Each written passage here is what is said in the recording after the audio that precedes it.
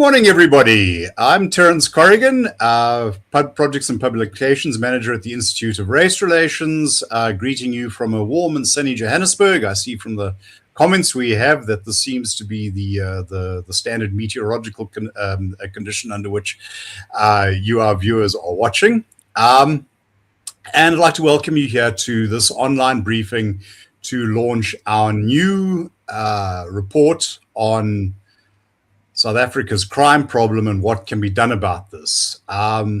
Before we get into it, I would like to just make the point that none of this would be possible without the generous support that we receive from the Konrad Adenauer Stiftung, and we would like to thank them for their invaluable support. It's really partnerships like this that enable us to get good ideas out into the open. Crime, a problem that is kind of synonymous with South Africa. Speak to any foreign businessman or businesswoman from any corner of the world. They may not be familiar with South Africa's regulatory environment, but one thing that they can generally tell you is that there is a crime problem. Speak to foreign tourists, speak to people who have relatives or friends in South Africa, and speak to South Africa's large immigrant community abroad. It is the great pathology that bedevils our existence and our reputation, and it comes with very, very steep economic costs. Now, the good news is that this can be turned around. However dire it is, there are things that can be done, and there are things that should be done. And to take us through them is Ricardo Teixeira. I pronounced that correctly, didn't I? Teixeira, but close enough. Close enough, yes. In a multicultural society, sometimes one must show patience to those outside the cultural in-group. Who will be taking us through his research, and the document of which is being launched today, and which you can find on our website irr.org.za. So, without further ado, let me turn over to Ricardo, associate editor of the Daily Friend and author of our new Blueprint for Growth, the IRR's Blueprint for Growth Solutions to South Africa's Crime Problem. Ricardo, over to you. Morning, everyone, and thank you very much for joining us. So if we hop right into it. Okay, so the big picture. What has been happening over the last year in South Africa's crime landscape, we can say. South Africa remains one of the highest one of the most crime-burdened countries in the world, with some of the highest levels of crime. And this is, we were all watching the Madlanga Commission that's been going on for the last few weeks, so this isn't news to anyone. Crime costs the economy anywhere between 10 and 15% of GDP. And now, a big part of this that most people don't think about is actually the amount of GDP that is spent on policing. With the police budget for 2025, 2026, originally set at 120 billion rand. It has been adjusted to now 133 billion rand, which is double the defense budget and presents the lion's share of the budget for security and justice, and sits at approximately 1.8% of GDP. Now, institutional trust in the South African Police Service is deteriorating, and we see this again with the Madlanga Commission, but also in a lot of the research that has been done by Statistics South Africa into public trust into the police and public perceptions of the police. We are still ranked the 7th most criminalized country in the world, highlighting an entrenched criminal network across the country. Largely, one of the big things this year is that murder has declined sharply. We've had a 16.6% decrease year on year from the 2024-2025 financial year, showing that there have been some gains on the tactical level in relating to how violent crime has been cracked down in certain areas of the country, although the perception of this isn't really as widely believed, because at the same time, attempted murder has increased. So violent confrontations remain common, and people are still trying to kill each other. We can argue that their aim is is not as good as it used to be, but also that medical response is a lot better. And there have been a very, very high arrest volumes. And this is largely due in part to something that the police have been doing called Operation Chanela, which is something that's being coordinated down at the provincial level, where provincial commissioners are coordinating hotspot policing on high crime areas, and they alternate them every week, and they roll out roadblocks, spot checks on businesses, checking liquor licenses, and doing targeted raids in areas for individuals that have outstanding warrants. So there have been over 413,000 arrests in 6 months. Now, this does show that the police are trying. They're rolling out in force, and they're doing their best. And this is again largely to do with the increase in police visibility around the G20, and trying to instill some sort of public capacity or public trust in police capacity once again. But convictions remain low. Liquor outlet closures and firearm seizures have been pretty high up on the list.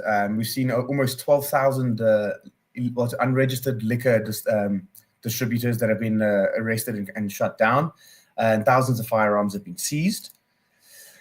But when we look at the hotspots, these are murders per 100,000. Now, the average, because the financial year is not yet out, we don't know the 2025, 2026 average murders per 100,000. But for 2024, it was sitting at, I believe it was 45.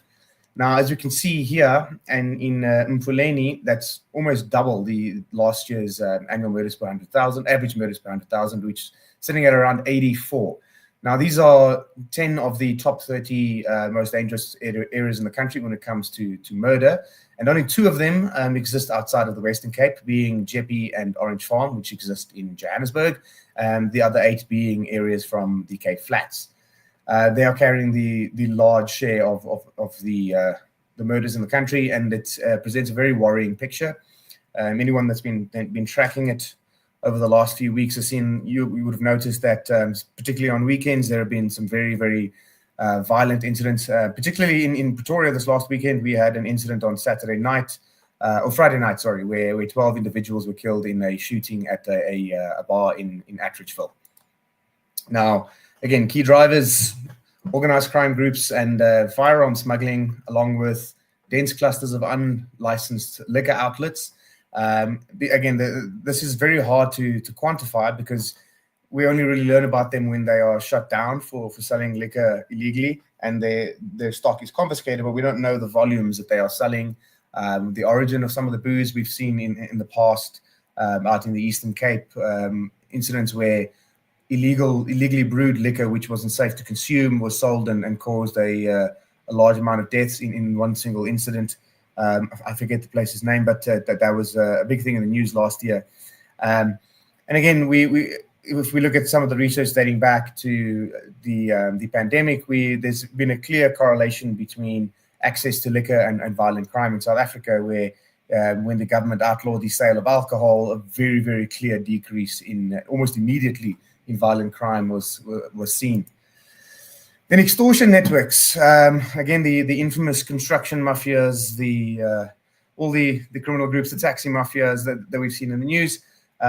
If you want to deep dive on this, I would recommend Carl Cohen's latest book, Mafia Land. It's a great book that sheds light on the different organized crime groups that are spread throughout the country, that have become quite entrenched, with some of them even parading as business forums and trying to present themselves as legitimate enterprises.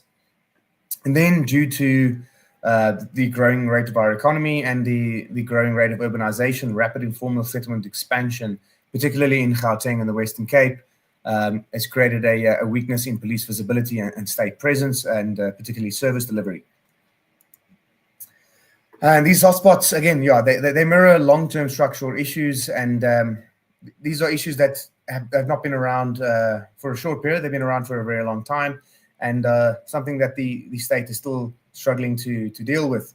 And again, this is nothing new, but the results are still, they're changing every year. As Terence and I were discussing before we started the live stream, the more things change, the more they stay the same. Now, the Statistics South Africa's latest survey has shown a worrying collapse in the public trust in the police force, with roughly 1/3 of adults feeling safe to walk alone at night, and fewer than 50% believing the police will respond promptly in an emergency. Furthermore, confidence in the police to be respectful in their treatment of victims who do call the police remains low. And due to the under trust in and the lack of trust in police, underreporting remains wide, and it widens the gap because the police are again responsible for tracking their own crime responses. But if people aren't if people don't trust that the police are going to respond, particularly with smaller crimes like a house burglary or smash and grab, there's this belief that it's not worth the trouble going to the police. So again, those figures, it's hard to report on these figures when people in the first place don't feel the need to go to the police because it just feels like it's going to be another schlep. Now, when we look at the organized crime landscape, major criminal markets include synthetic drugs, illicit mining, human trafficking, extortion, and wildlife crime, and again, protection rackets. The interesting thing about protection rackets and the extortion is how it has infiltrated the private security sector, with many criminal groups now masquerading as legitimate security companies. This is very big in the Western Cape. You will have seen earlier this year that Mark Liftman was killed, who is known as one of the bouncer kingpins of the Western Cape on the club scene. And there has been a bit of a turf war going on there between his group and Nafiz Modak, who is still sitting in the docket, facing charges relating to the killing of Charles Kinnear. And yeah, this is something that's been dominating the headlines, and it's kind of hard to catch a break amongst all of this with the wide reporting on it and everything coming out of the Madlanga Commission showing just how entrenched organized crime groups have become in South Africa. And these criminal groups have become very diverse and powerful. We've seen a methamphetamine producing facility in, I believe it was Limpopo, that was shut down, that was estimated at over 300 million rand in its net worth, or the value of what it was able to put out, with Mexican nationals arrested at the scene. And furthermore, police intelligence, particularly crime intelligence, has again been at the forefront of the news and the Madlanga Commission and political interference into policing. And we even had the chief financial officer for SAPS say that there's been no consequence management on relating to any of the irregular expenditure that has been seen within SAPS. And it's truly concerning, particularly again when we look at the fact that we have a police service with a 133 billion rand budget by the time this financial year wraps up. And there tends to be a lot of corruption in the procurement systems. I mean, we have Kat Mtlala sitting in court relating to tender fraud, relating as well to some police tenders. And the criminal overlap with the state has created an ecosystem where it's so entrenched. I mean, we've got police ministers that are been allegedly having relationships with criminal groups and chatting together on WhatsApp. Why they feel that so safe about their relationships that they are able to discuss on WhatsApp leaves me with many questions. Now, the economic damage, again, 69% of a business's operating costs tend to be security related, and this is not just with private security, but also insurance costs. And again, this does not relate to the ultimate cost of on the not just the business, but also the consumer. It's a crazy one. It's been something that has been on the forefront again, and I'm sure we all are very much aware. Those of you in the comments, how many of you have a private security company protecting your home? And if you have a business, how much are you spending on your private security for your business? We see security guards pretty much everywhere we go in South Africa, be it at the mall, even at Home Affairs. I have a private security company outside these days in Centurion at the Gautrain. Yeah, I mean, private security companies outnumber the police and the military combined. Now, again, the economic damage continues with the extortion and hijacking of infrastructure that disrupts logistics, mining, construction, and retail. Again, we've spoken about the construction mafia that has been they've been parading as legitimate business forums, and some construction companies have even gone as far as working in the extortion and the protection racket costs into their overall costs for the project, and in some cases have pushed the projects up by as much as 30%. And on the logistics side, I mean, South Africa runs on logistics. around the trucking industry, and the taxi industry as well, and the threat to that the taxi industry poses to public transport, particularly in terms of the rail transport and public bus networks. It's become quite alarming. I know a lot of people fear using buses in some areas because of potential taxi violence, but this puts a lot of burden on people that are just trying to get by, trying to get to work, trying to sell their products, trying to deliver their products. A brunt of this is borne by the informal businesses in townships, where they face the highest barriers due to the inability to operate with any sort of police or even private security protection, due to the cost and due to their areas. Private securities tend to be more in the suburban and business centers of a city. And then, with the lack of police response times in informal areas and townships, business owners in informal areas tend to be right on the front line of the crime epidemic at the moment. This again places restriction on labor participation, particularly for women and young people who fear that, what's the point in starting a business if I'm going to have to pay all these extortion rackets, I'm going to get robbed, the police aren't going to protect me. It really hampers economic growth to quite a wide extent. And moving on, then we have the structural weakness of the South African police service. We could talk for hours about this alone. Here we have Bheki Cele, the former police minister, and the police minister on special leave, Senzo Unu, who are both sitting at the center of the Madlanga Commission and are both facing a litany of charges and allegations not charges, but allegations against them for political interference and abuse of power.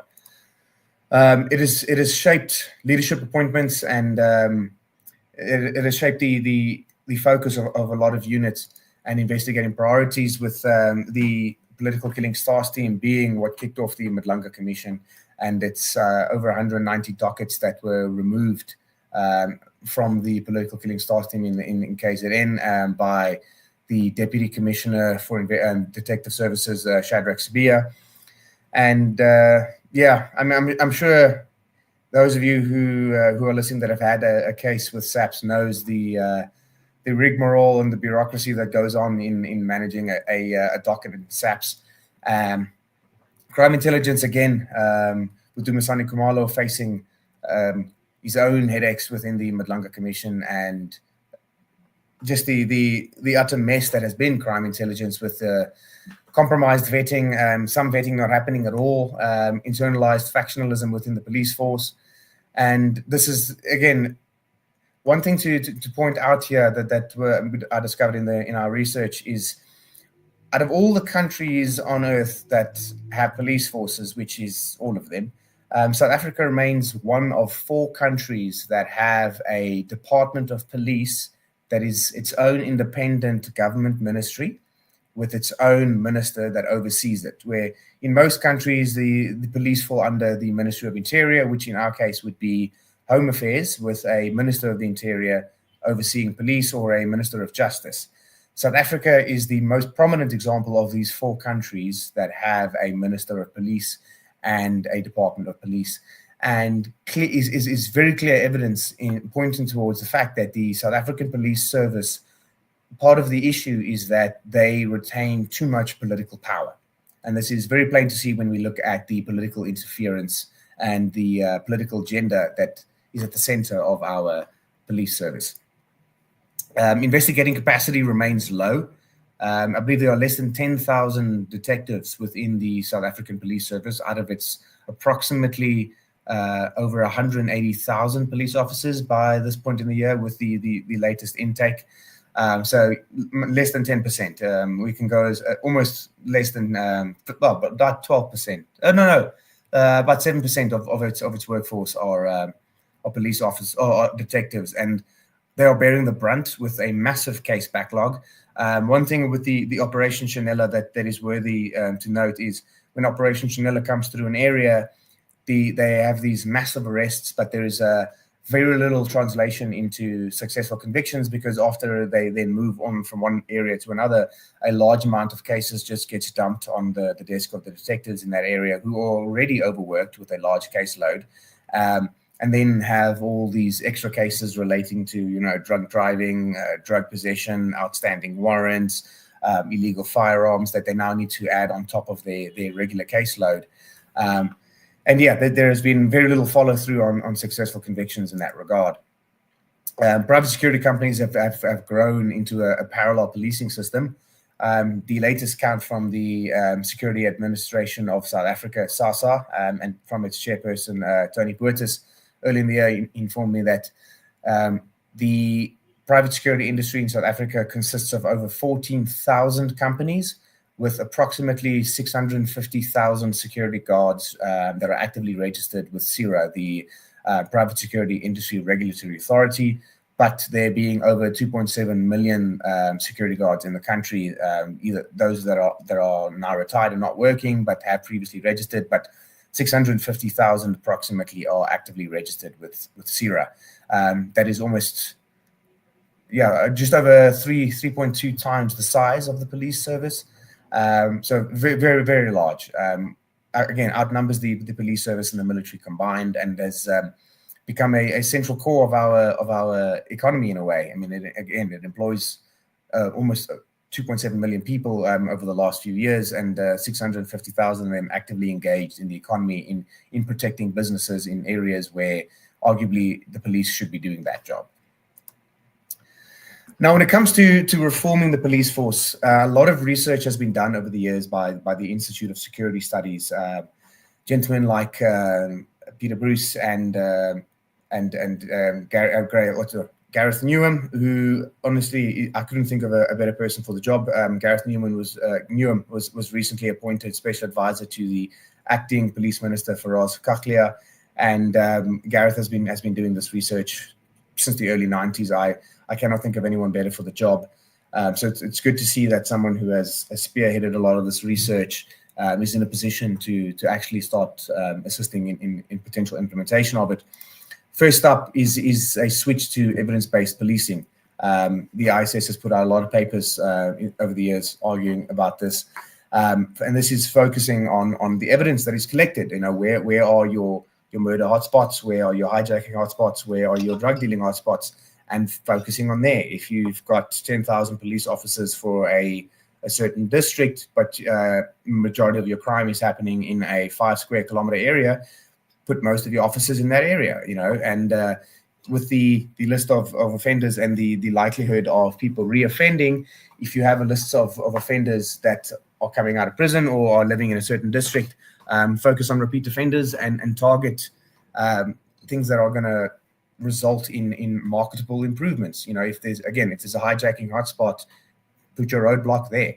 A lot of these things, again, these are not new recommendations. They've been made for several years, but the difficult thing now is getting SAPS to listen. Next up, independent crime statistics. So again, SAPS is the main institute responsible for collecting and disseminating crime statistics. When we have Statistics South Africa as a separate entity, I think moving that reporting over to Statistics South Africa will result in much clearer and more trustworthy results. I don't know about anyone that's in the comments. Let us know what you think. But given the public trust in the police, do we want to trust them to be accountable for their own statistics? I think not. And then a strong integral system to counter corruption and protect whistleblowers. It's been all over the news. This last weekend, witness D from the Madlanga Commission was gunned down outside his home. And we've seen previously the murder of Babita Diokran and the Klutter father and son duo. Protection of whistleblowers is paramount to any sort of justice and public trust in the institution. If we can't protect the people that are willing to stand up and say what needs to be said and to call out those who need to be called out, then we are in serious trouble. We need to put a serious amount of effort into protecting the people that are standing up and providing evidence and trying to be the heroes that our country needs. Now, the decentralization of policing down to the metro and provincial area is, again, not something new. This is something that the DA has been calling for in the Western Cape for years, and something that the ISS research has been pointing towards.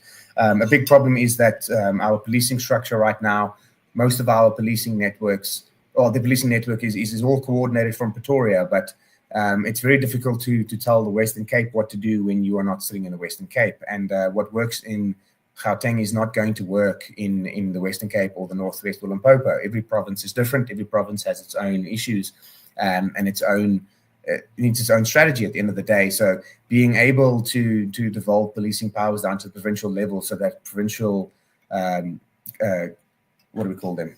Premiers can start crafting provincial crime strategies with their provincial commissioners and start tackling the specific problems that their provinces hold. Lastly is a structured public-private security integration with shared communication and protocols. We've seen how the private security industry, particularly in the illicit mining areas in the East Rand, have been backing up the police in a lot of these areas and providing a lot of manpower. But they've been asking for many years just for just basic, even just emergency policing powers. Just deputizing private security companies where for operations where they are assistant police, that they have the power to arrest. This would go a long way and would assist the police in some of the areas where they, again, rely very heavily on private security. But also the ability to communicate between private security and in the police service is paramount.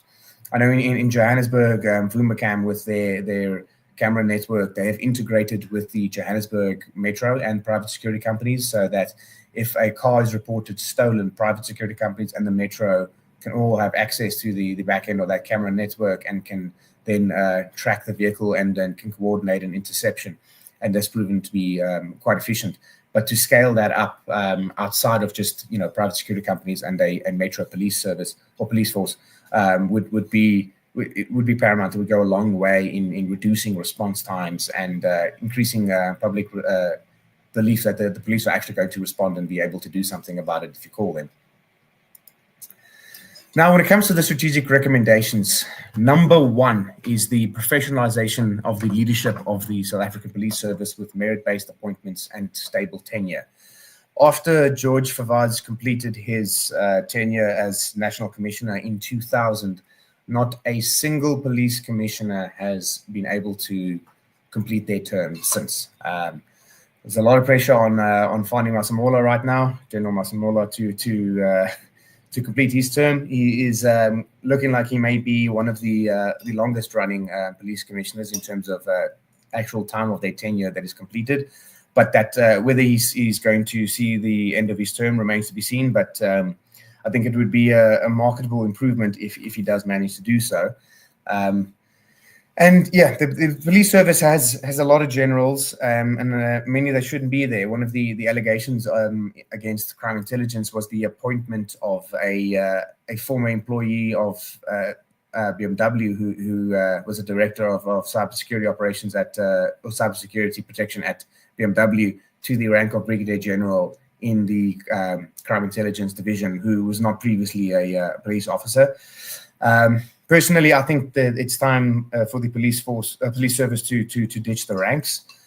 This happened in the 1990s. It was one of the first things that was done post 94 was to remove ranks from the police service and to professionalize it as a civilian police service. But this was reversed by Jackie Celebi in the early 2000s, and the result has been crystal clear. And I think that this is one of the first things that we need to go back to.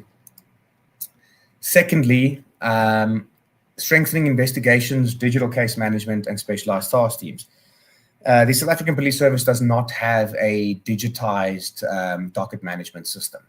They are still primarily paper-based, and efforts to digitize it have been ongoing for many years. It's been going on since the early 2000s, and it has been fought tooth and nail every step of the way. But I think that this is one of the areas that is of most importance. And if there are, again, only two things we can do to change the police force, number one is to professionalize, and number two is to digitize.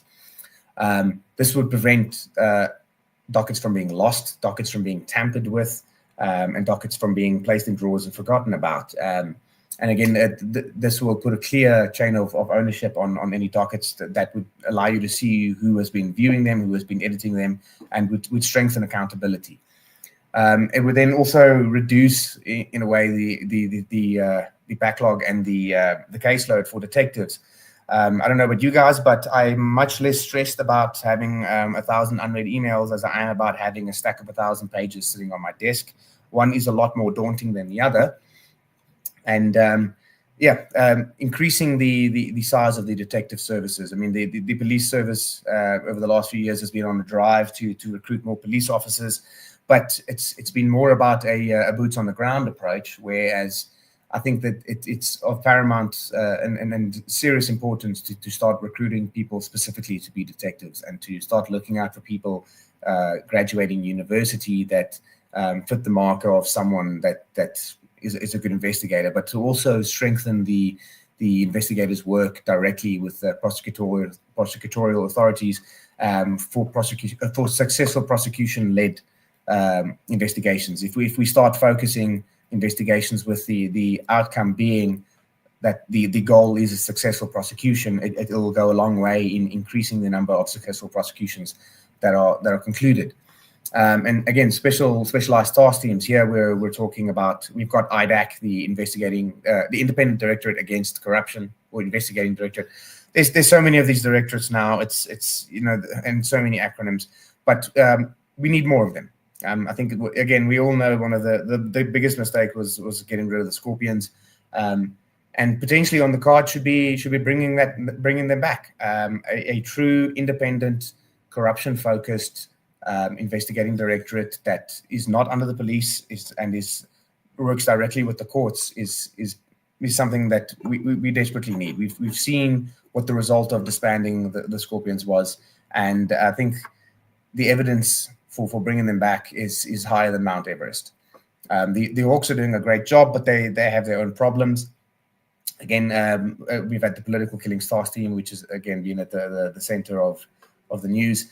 But to bring forward specific specialized task teams that only deal with certain amounts of crime, certain types of crime, such as organized crime, corruption, tender fraud, gender-based violence.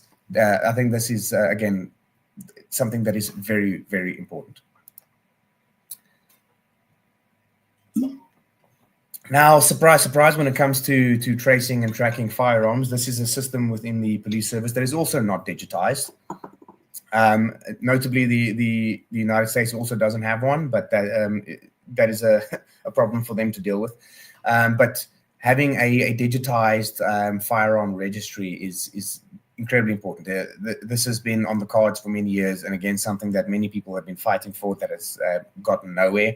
This seems to be a common thread throughout our policing legislation and policing oversight is steps for increased oversight have been dragging on for many years.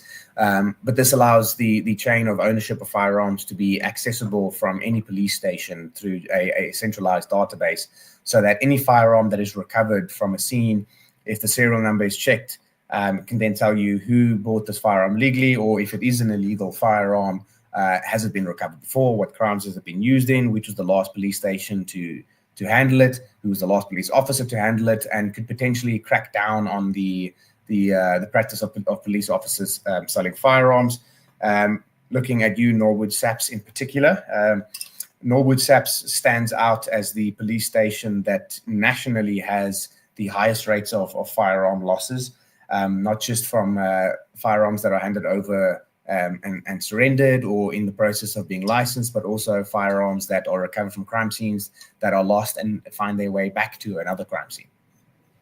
This is, again, something that is of increasing importance in South Africa, but something that many, many years people have been calling for and has gotten nowhere.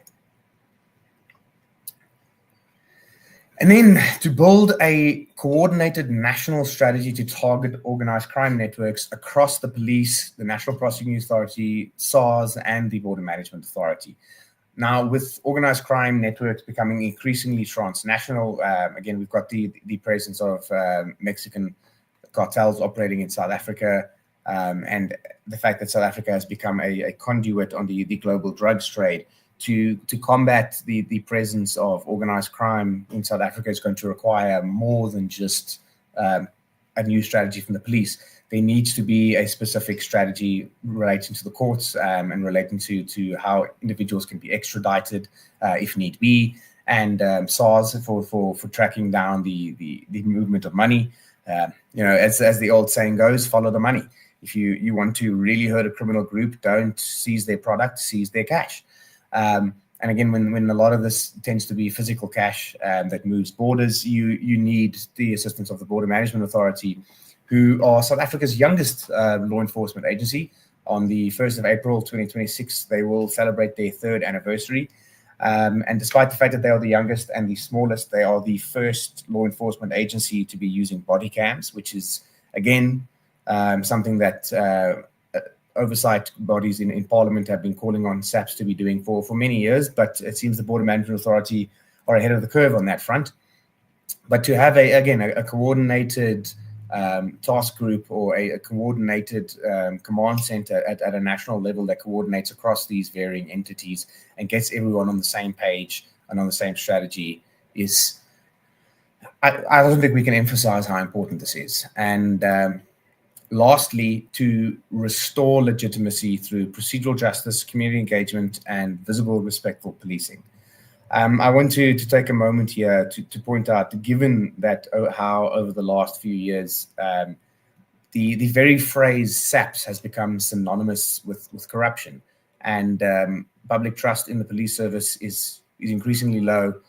If we truly want to reform the South African police service, I believe we're going to have to go as far as changing the name, changing the uniform, and changing the badge. This was something that should have happened in 1994 when South Africa became a democracy.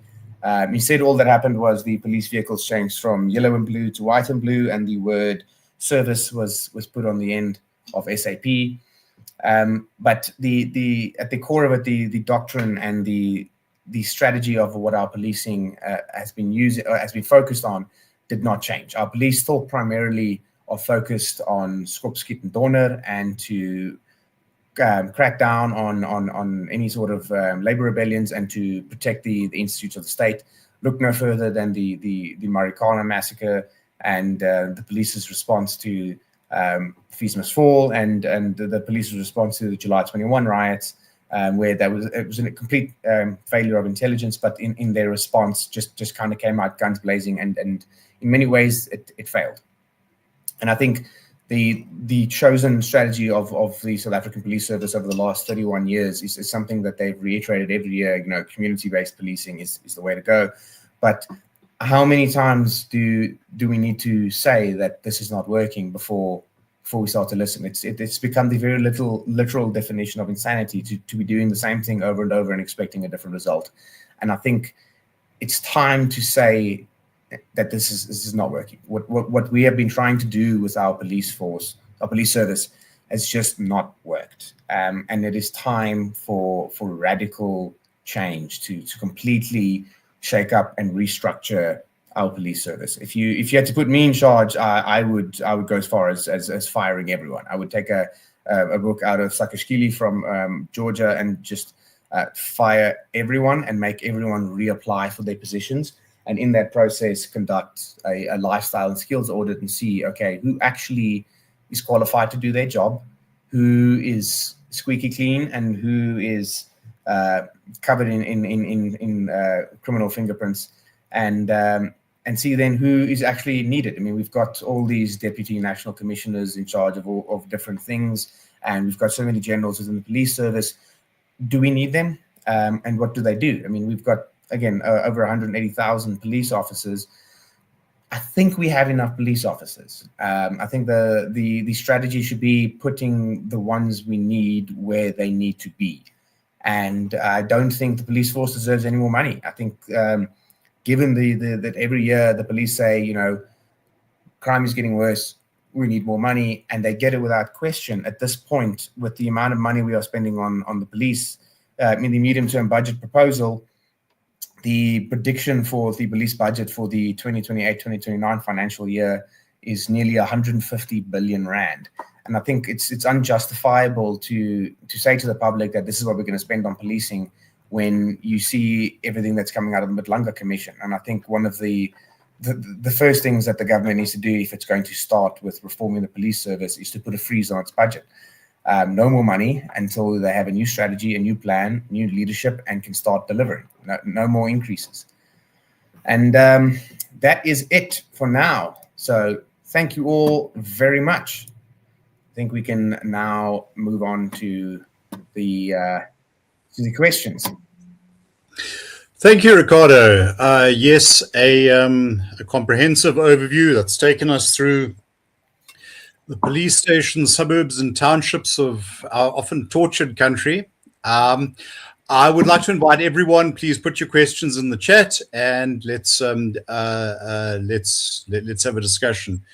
I think for me the issue that stands out most prominently, and you mentioned it several times, and I think it's also come through very much in the Matlanga Commission and also the subsidiary hearings in Parliament, or the associated hearings in Parliament, is the question of police trust. In a way, I don't think it's particularly relevant whether every allegation at the Matlanga Commission is correct or not. They feed a narrative which is sadly a narrative that is not grounded in emotion but in experience. And I think, in as much as you talk about our police commissioners not being professional police officers, I think it's also important to bear in mind that I believe you said that Commissioner Masemola would be the first one to actually complete his tenure. If he gets yeah. Which is no pressure, but pressure. But I think that sort of emphasizes the kind of low bar we're on.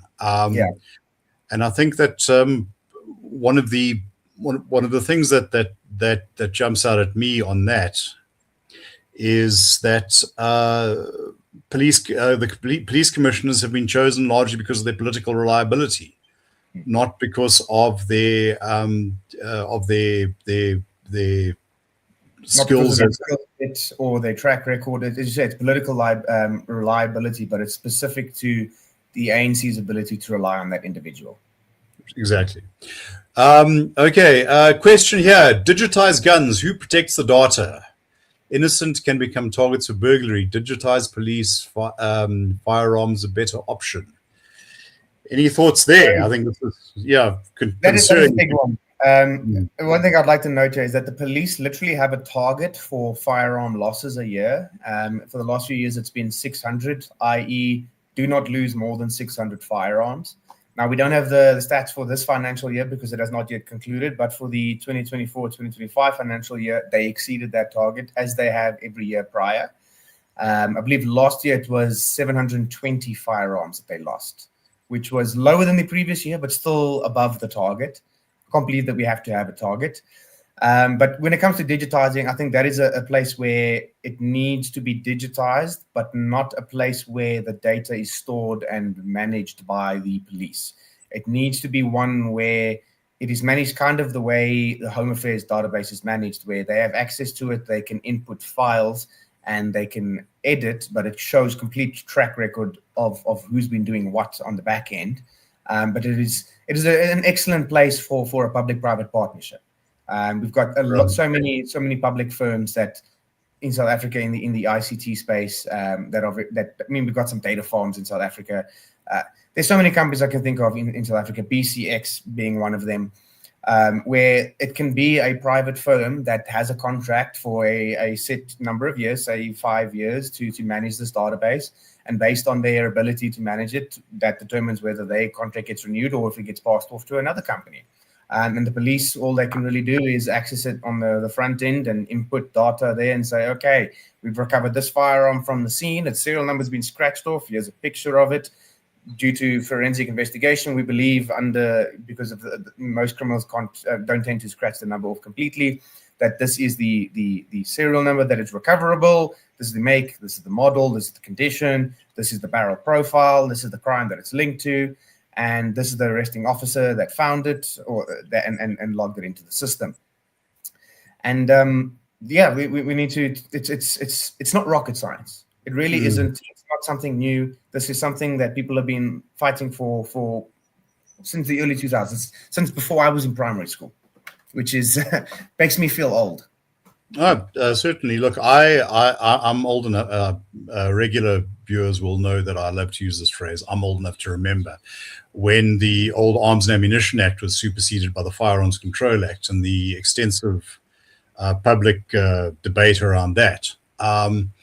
Interesting. I just like to make a point that I've written quite extensively on the political economy of gun control in South Africa, and one of the most interesting conversations I had was with a representative of the Firearm Dealers Association. And he said there's a funny a connection they have with Gun Free South Africa is they both want a functioning firearm registry. Yeah. And he said that right back in I think it was about 2000 or so when the Firearms Control Act was passed. The idea was that every registered dealer would be linked electronically with a firearms registry, so you would be able to follow the progress of those weapons in real time. Still not off the ground. Yeah, even 25 years later. Yeah, even by the lethargic standards of South African officialdom, that is quite an achievement. Not in a good way. How do we solve SAPS infrastructure issues, including vehicles, as most are inadequate or non-operational? Any thoughts there? This is a big one. So most police officers that I've spoken to will go out of their own, will pay out of their own pocket to do minor maintenance on their vehicles. So like if a light goes out, if it needs a brake pad or a new battery, they would rather pay for it out of their own pocket than send it to the regional depot, because it means they won't get their vehicle back for 6 months, even for something as simple as a dent repair or the aircon's not working or, it needs a new battery. Minor things take very long. And I think part of it needs to be that stations need to be able to maintain their own vehicle fleets. And I think that the police also have too many vehicle types. I mean, you see so many different types of buckies being used by the police and vehicles, and every officer wants a Golf R or a BMW because they want to speed down the highway with the lights on. And I think part of it needs to be centralizing around as few models as possible. And I would start with the ones that are manufactured in South Africa. So if you want a fast highway patrol vehicle, go to BMW. If you need a bucky, not far down the road from me is the Ford plant where most of the world's, the right-hand drive Ford Rangers are made. And then we also have Hiluxes being made down in Durban. They're made local. There's a local supply chain. There's a common vehicle. Stick with those. I mean, my local police station here, I see officers driving around now with police buckies that are the Peugeot buckies. And I don't know about our police driving French cars, but that's just a personal bias. They don't prove to be the most reliable in my experience.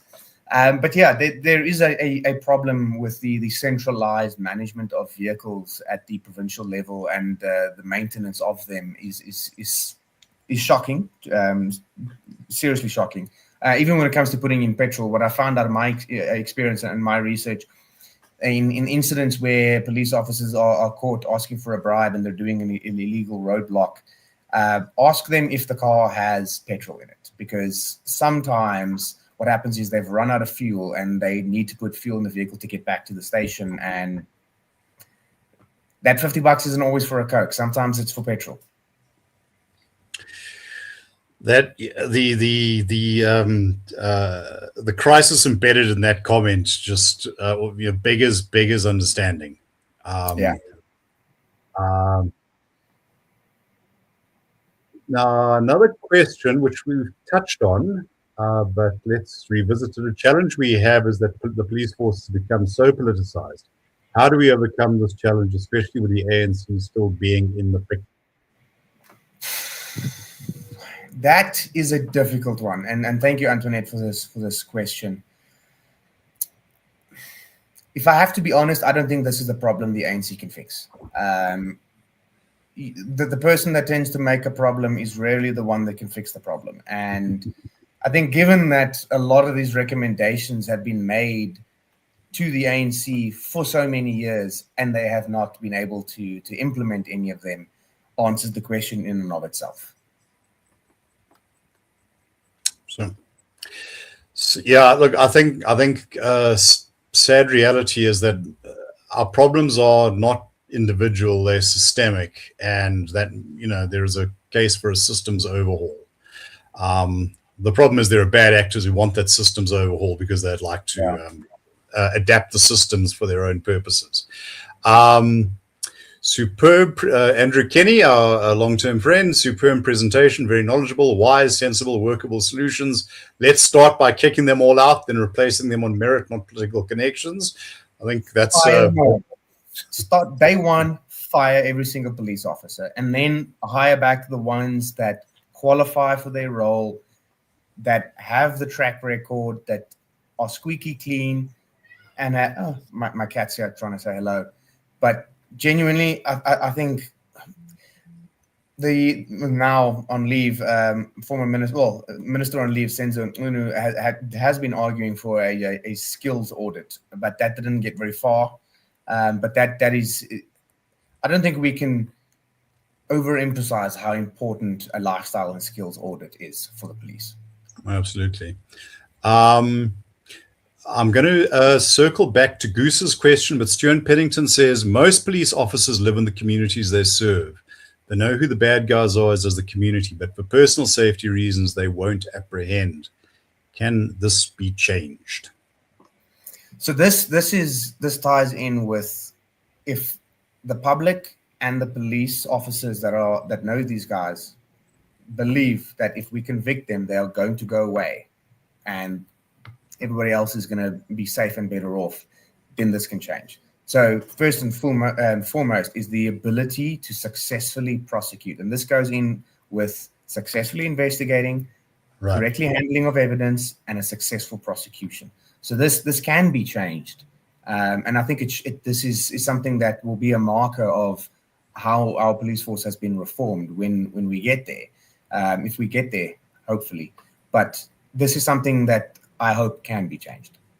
Great. What are your thoughts about combining Metro PDs and SAPS? That was an interesting question, and thank you. Who was it that asked this Goose. one?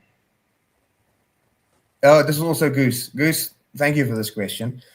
This ties into the fact that SAPS needs to accept that the one policing model doesn't work, and there needs to be a separate model for urban versus rural areas. And we can look at most police forces around the world to see that.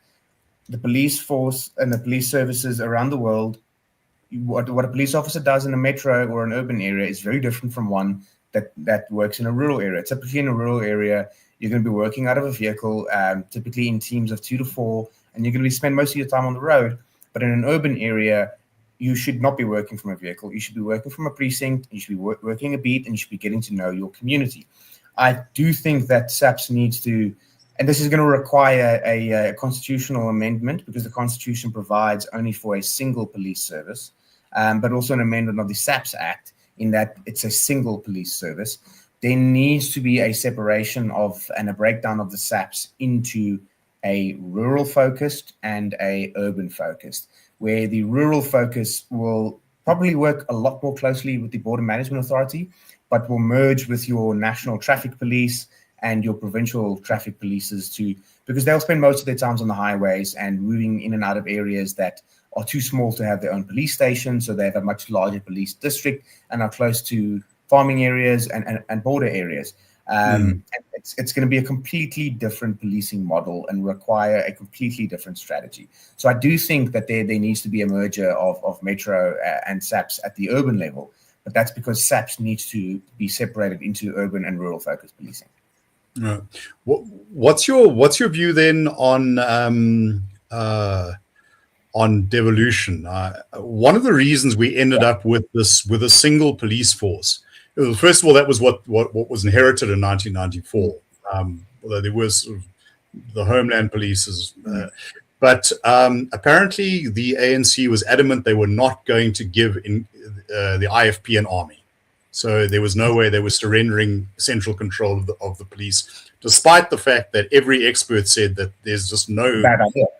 Yeah, you cannot. I remember hearing this number. So the the South African police, or SAPS at the time, was the largest police force in the world. The second being the New York City Police Department. Yeah, I'm not sure if that's true, but it sounds about right.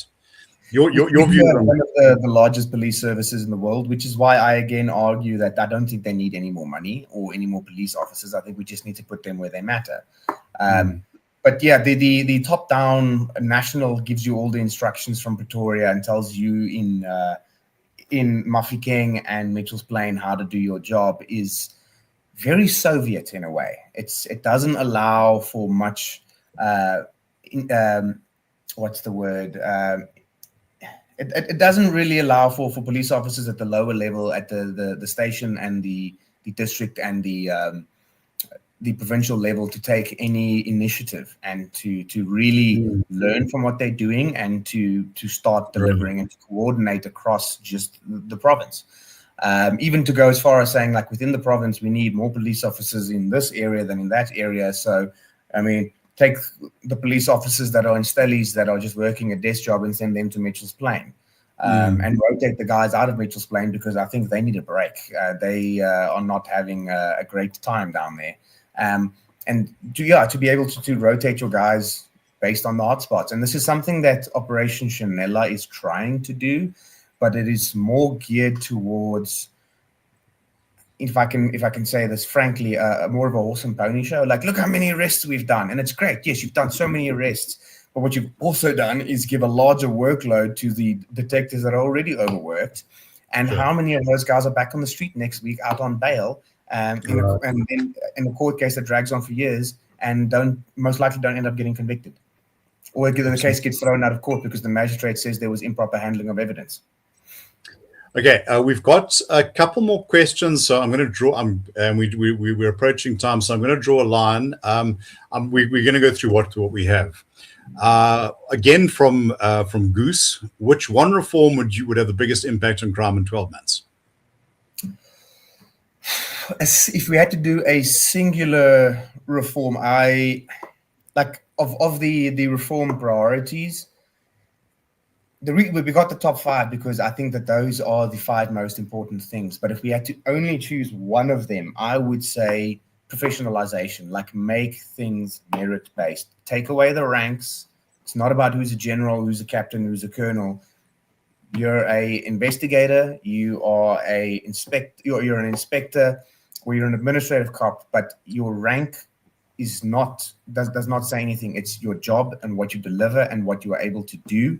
And your track record, just that your station commanders, the guys in charge of units, are the ones that do the job most effectively. I think that is it, because that thing is where we will start getting people in leadership positions that are not there because they are politically favorable, but there because they do the job and they do the job well. And say what you want about Lieutenant General Mkhwanazi, but when in the Madlanka Commission, when he was being interviewed, they said to him that Becky Clele said that he is a very good cop. And he said, yes, and I will arrest him if I have to, because that is my job. We need more police officers like that. Absolutely. Look, just on that, something that stuck in my mind, once I say a very long and aged memory. Those who remember the tragic Leanne Matthews case, and which brought the name Pete Bailefeld into living rooms all around the country. I remember seeing the cover of Bealt a few months later, when a similar kidnapping, scandalously less reported, had happened in Soweto, and the local community had turned out carrying posters saying, "We want Pete." The pedigree or pigmentation of the investigator mattered a lot less than the perception that this was the guy who could get you results. Yeah, this is the guy who's going to do the job. He's going to deliver. He's going to find the person that did whatever wrong to you, and he's going to put them behind bars. We need more police officers like that. Right. Okay. Last two. My primary concern is that most of us know about South African problems and it's great to see some suggestions. The root issue is to create a groundswell to put pressure on government to change. Once a comprehensive plan for change is created, we need to convince voters to support this, and we need a political party which speaks to all South Africans on a common ground and will draw voters to make the cross. The Bible and ostrich mentality will achieve nothing. Someone else will not do. I think that's talking about civic responsibility, that fighting crime begins in the voting booth. And, as a macro as long as we have politicians it is public knowledge of their involvement in criminal enterprises, and there are literal books in volumes about their ties to criminal groups. As long as they still sit in positions of public power, we're going to have a problem. So I think, again, and the fact that the ANC's votes dropped as low as they have and are continuing to drop is evident that people are tired of being ruled by criminals. Absolutely. And finally, Olivia Sarau, maintenance and procurement are serious issues. I've heard from business chambers that the poor response rate for local police is that they are frequently unable actually to get to crime scenes. Vehicles stand idle and there is inadequate equipment to process cases effectively. In my opinion, this cannot be divorced from the broader fight against corruption. An independent Scorpions-esque, ideally Chapter 9 institution with investigative and prosecutorial competencies is required. I remember that the ANC celebrated the ascent of Jacob Zuma by disbanding the Scorpions, and I also am old enough to remember the Speaker of Parliament saying, "Well, it's going to be tough to get this done before Parliament breaks, but I'm sure we can do that." And that became the Parliament's focus, or should we say, the ruling party's focus for the 9 months until the next election. And I remember Blaine Zamandi saying that the abolition of the Scorpions, a massive step forward in the fight against crime. Sometimes we all say things that come back to haunt us. I think of that moment where they applauded after the vote passed. And what comes to my mind is that quote from Star Wars, Senator Amidala. And this is how democracy dies, in thunderous applause. Absolutely. So, Hawks, Scorpions type Chapter 9 institution? I think so. Absolutely. Number one, bring them back. And I think that from the moment they were taken away, people have been saying this is a mistake and we need to bring them back. Even if we just go as far as taking the Hawks and doing a lifestyle and skills audit in the Hawk and making sure that they are squeaky clean and expanding them into a Chapter 9 institution separate from the police. Just build on the blocks we have. But again, I don't think we can have enough Chapter 9 institutions. For every specialized task team, make it a Chapter 9. Right.